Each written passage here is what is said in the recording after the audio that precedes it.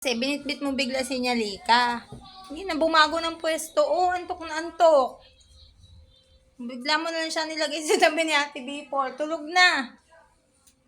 Ate Bipol.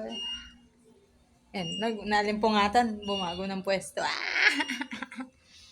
Bibi Nialica. May muta ikaw, Bibi. Bibi namin may muta. Si Bibi Nialica. Ate Bipol. Ay, Bibi Nialica. Ay, saan ang pwesto?